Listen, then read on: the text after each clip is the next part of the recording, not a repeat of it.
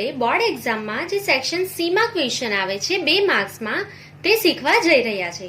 તો ધ્યાનથી વિડીયો જોજો જેથી તમને સેક્શન સી ના બધા જ દાખલા શોર્ટકટમાં કઈ રીતે ગણાય તે આવડી જાય. ક્લિયર?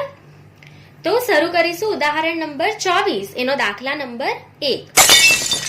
વર્ષ 2014માં ઘઉંના ભાવ દર ક્વિન્ટલના ₹1600 અને વર્ષ 2015માં ભાવ દર ક્વિન્ટલના ₹1800 હતા.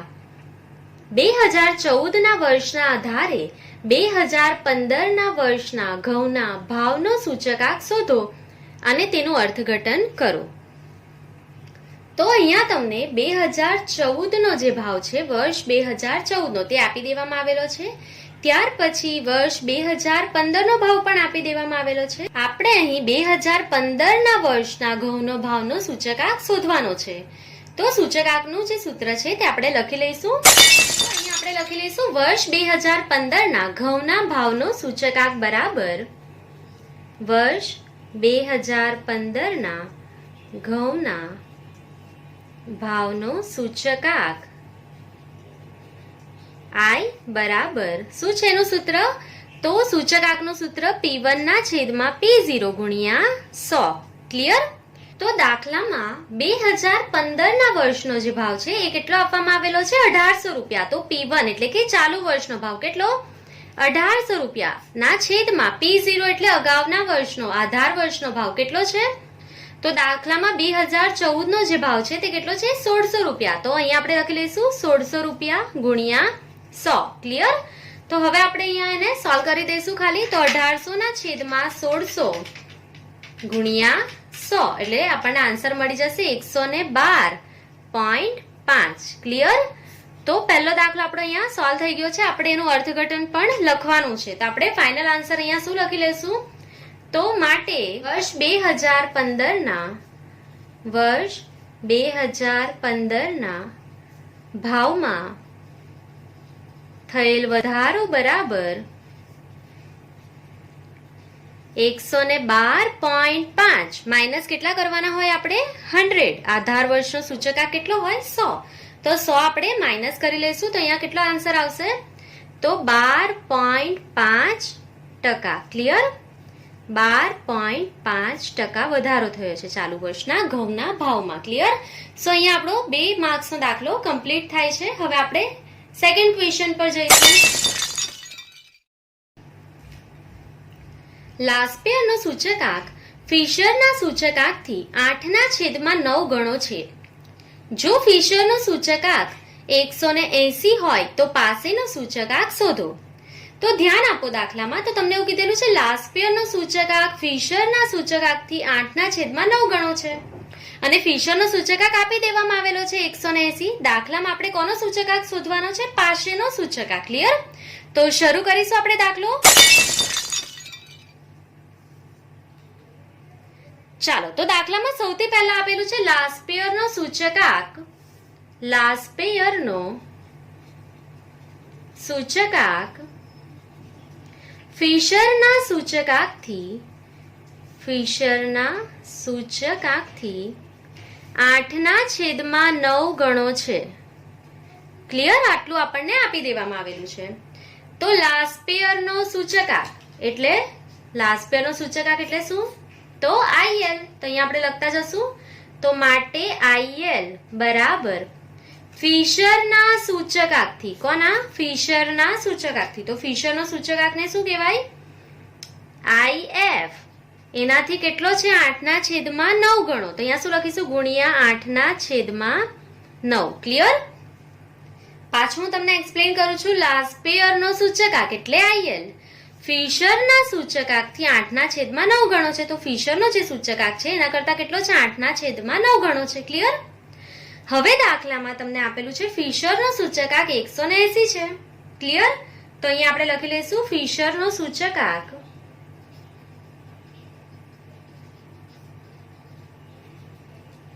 એટલે કે શું? IF બરાબર કેટલો છે? 180. તો દાખલામાં આપણે IF બરાબર કેટલા લઈ લઈશું? 180. તો ફિશરનો સૂચકાંક IF બરાબર 180 લેતા. ક્લિયર?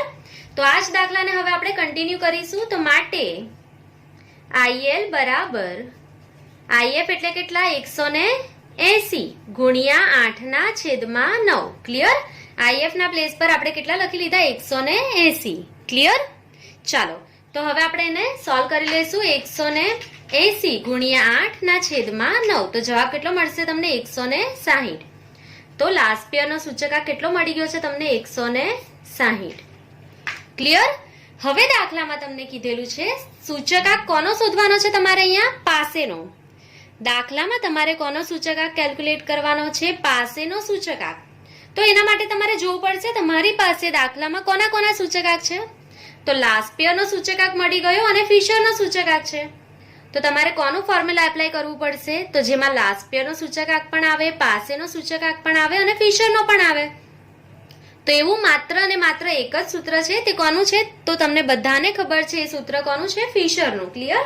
સો હવે અહીંયા આપણે સૂત્ર લખી લઈશું ફિશરનું. શું છે સૂત્ર? તો IF બરાબર √IL * IP. ક્લિયર? આપણી પાસે ફિશરનો અને લાસ્ટ પેયરનો સૂચકાંક છે. આપણે પાસેનો સૂચકાંક ગણવાનો છે તો આપણા પાસે એક જ ફોર્મ્યુલા છે.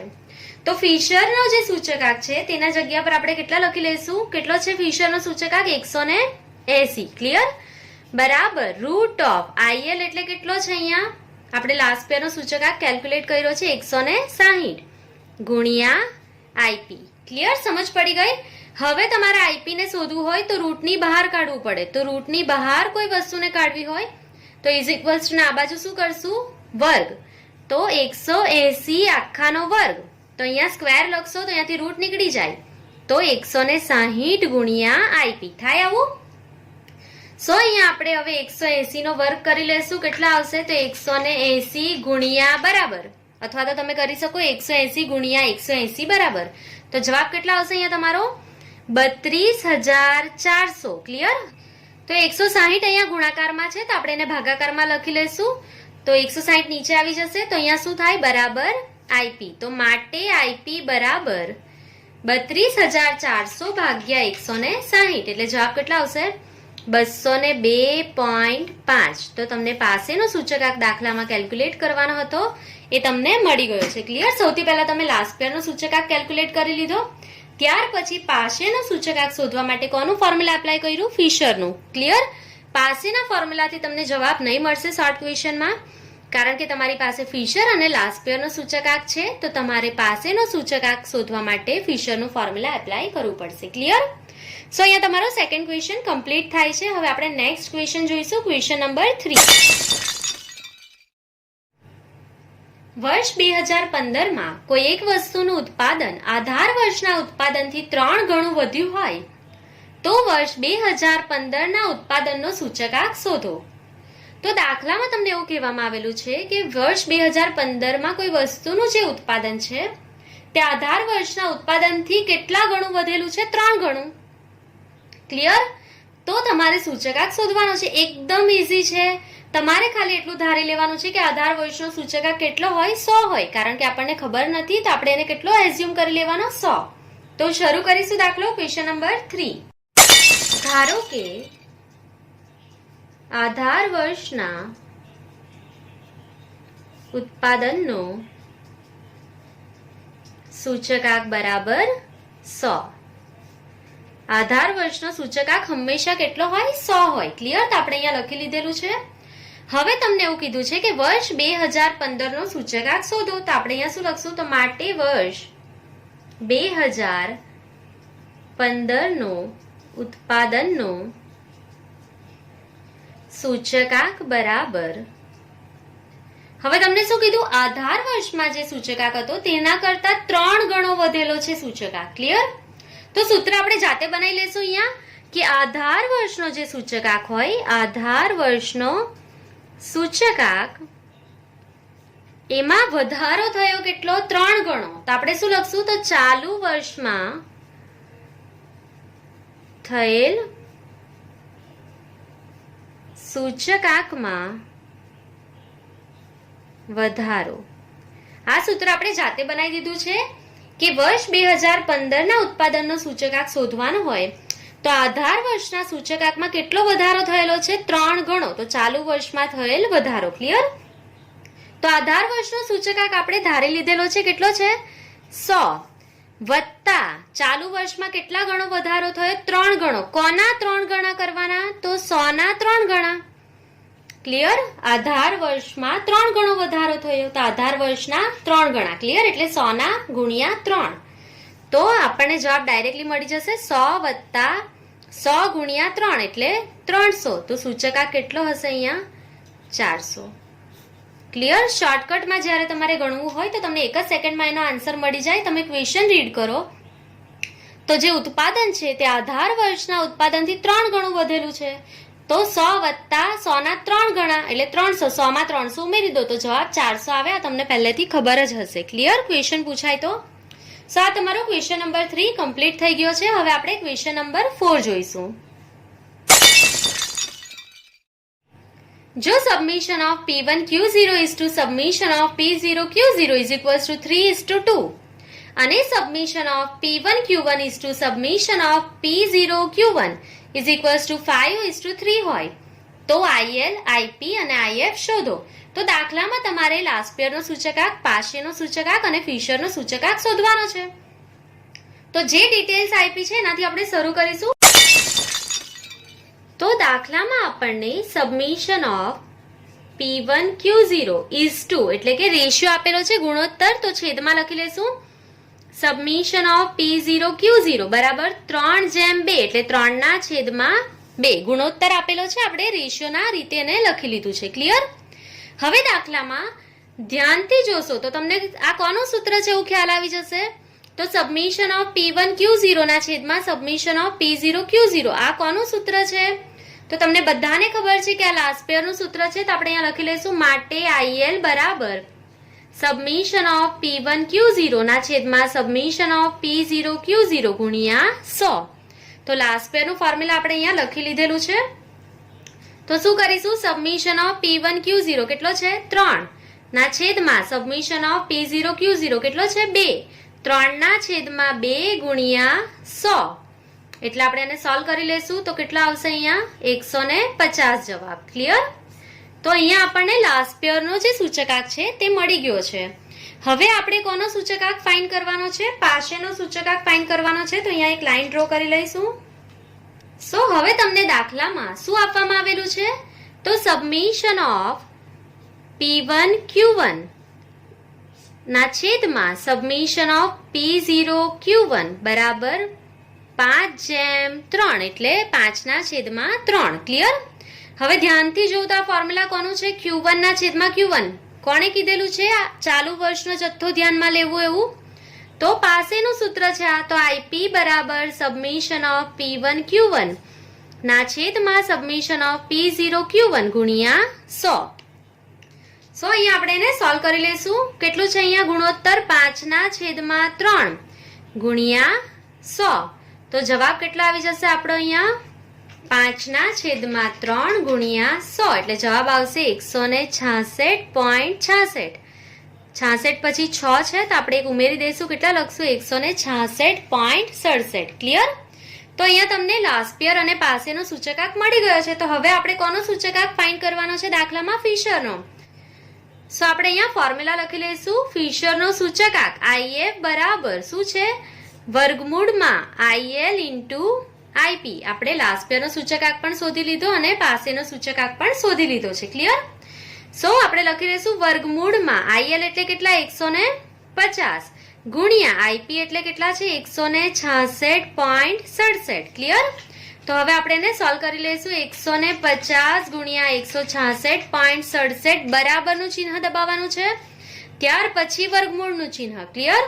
એટલે જવાબ કેટલો મળી જશે આપણને? 158.11. 11 પછી કેટલા છે? 5. તો આપણે કેટલા લખીશું? 12. તો આપણો જવાબ છે 158.12.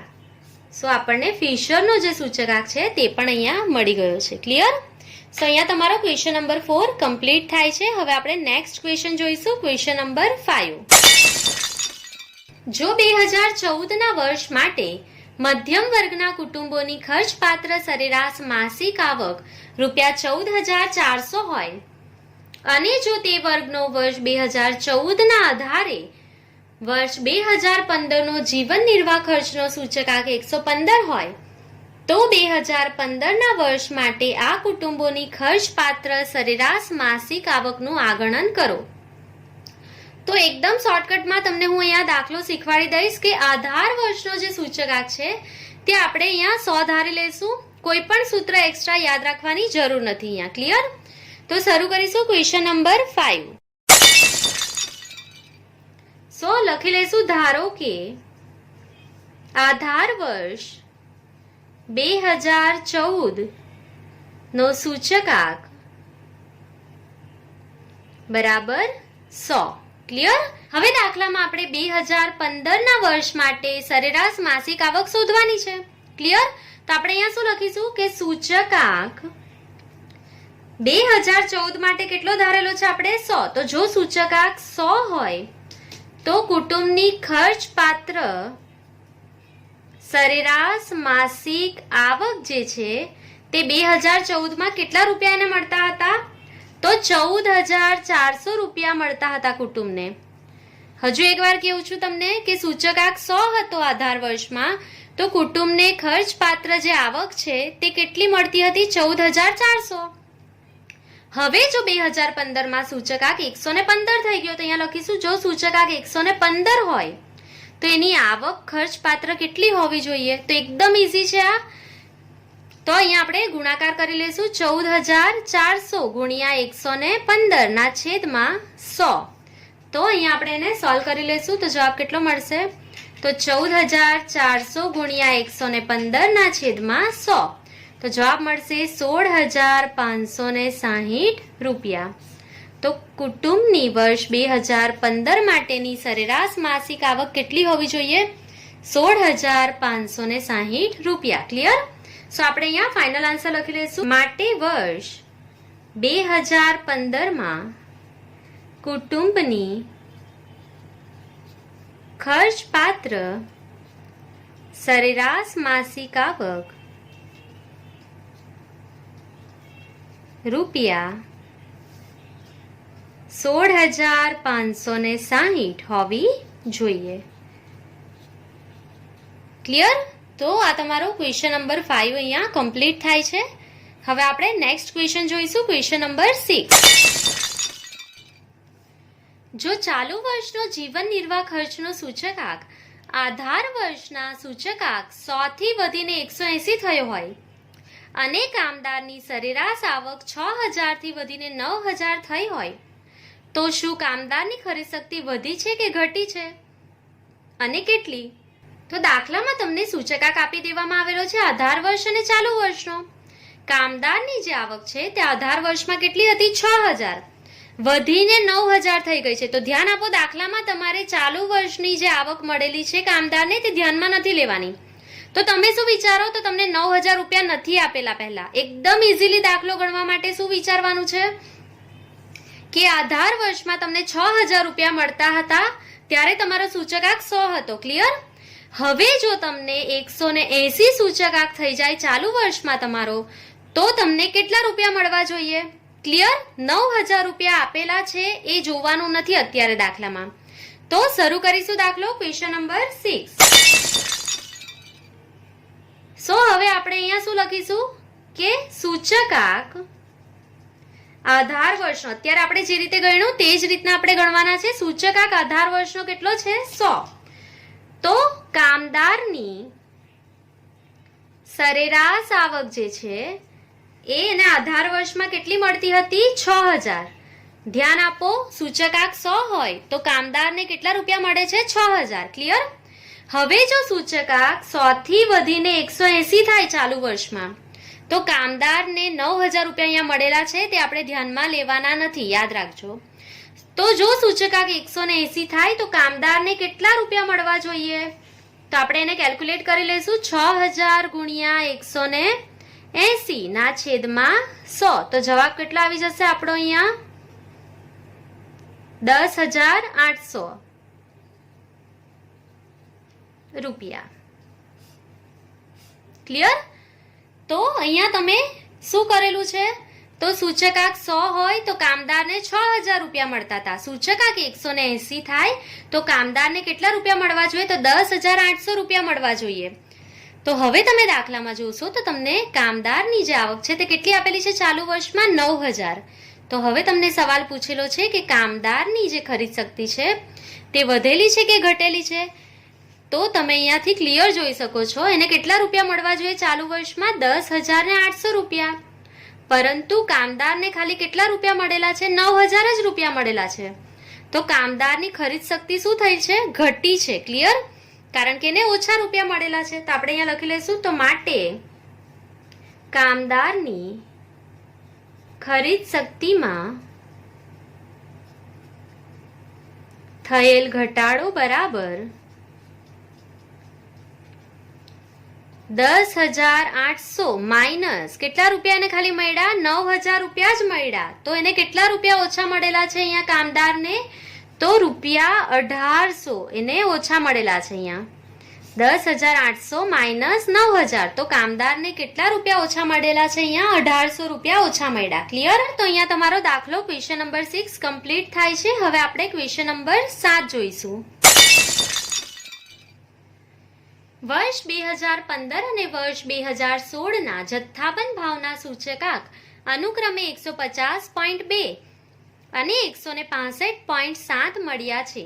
આ બંને વર્ષના સૂચકાંકનો ઉપયોગ કરી ફુગાવાનો દર શોધો. તો આપણે દાખલામાં ખાલી ફુગાવાનો દર શોધવાનો છે. એનું સૂત્ર ખૂબ જ ઈઝી છે, મેં તમને શીખવાડેલું છે. તો શરૂ કરીશું. એનું સૂત્ર આપણે લખી લેશું. ક્વેશ્ચન નંબર 7 ફુગાવાનો દર બરાબર ચાલુ વર્ષનો જથ્થાબંધ ભાવનો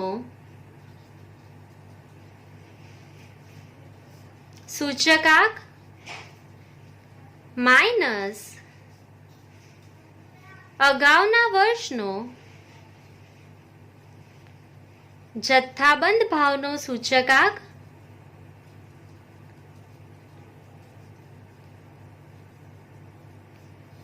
આખાના છેદમાં અગાઉના વર્ષનો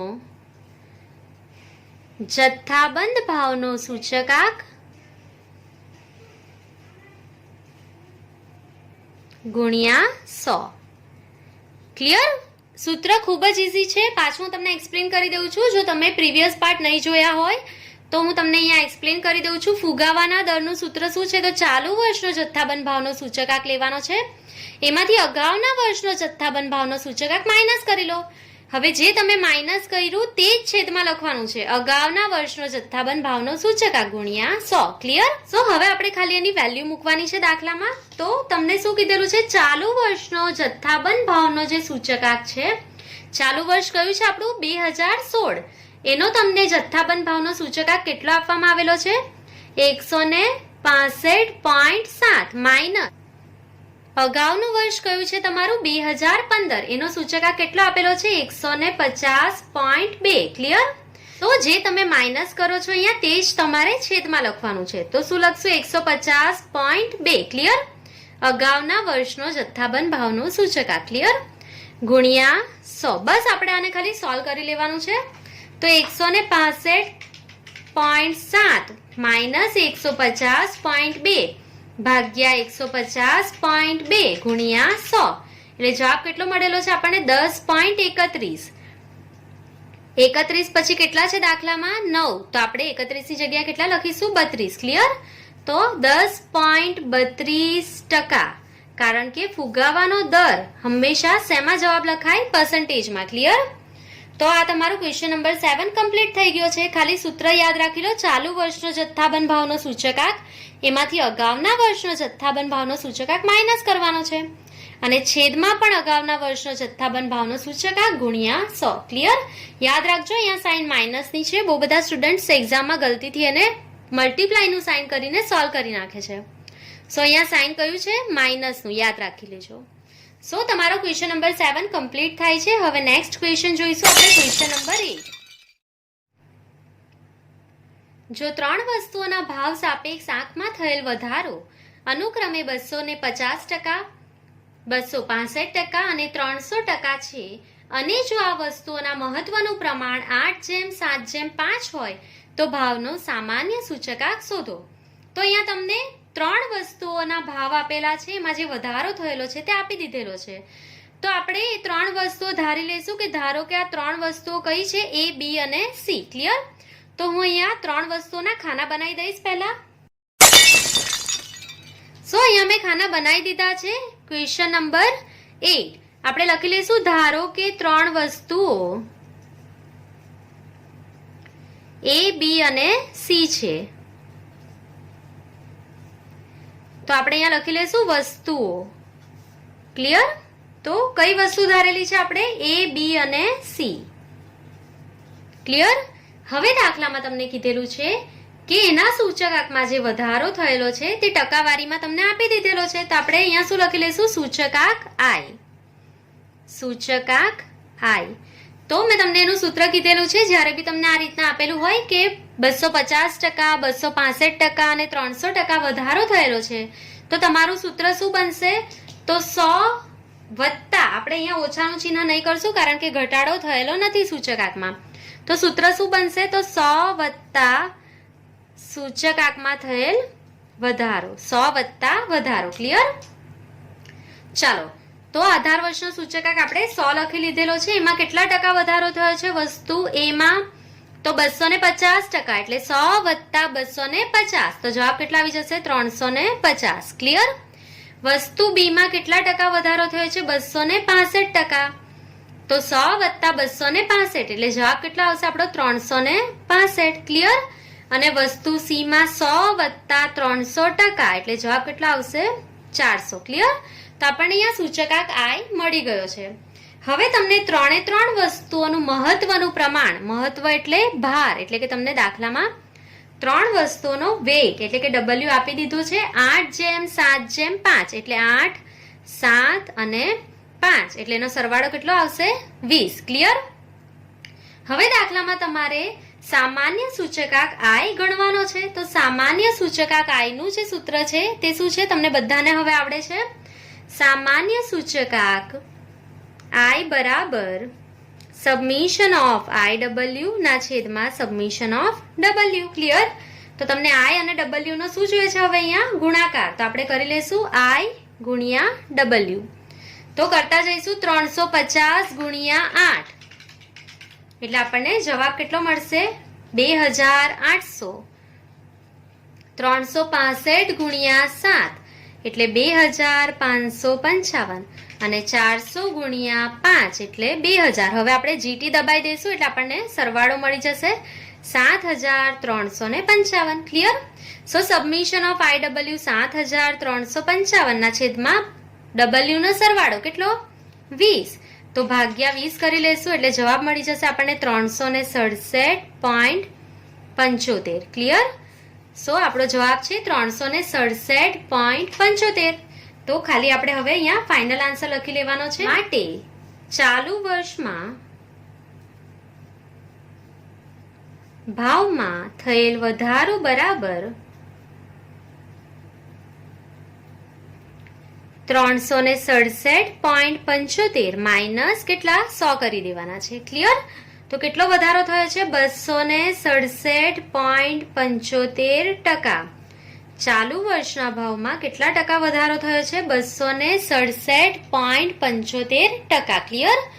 સો આ તમારો ક્વેશ્ચન નંબર 8 કમ્પ્લીટ થાય છે. તો આપણે ઉદાહરણ નંબર 24 ના 1 થી 8 જે દાખલા છે તે અહીંયા કમ્પ્લીટ કરી દીધા છે.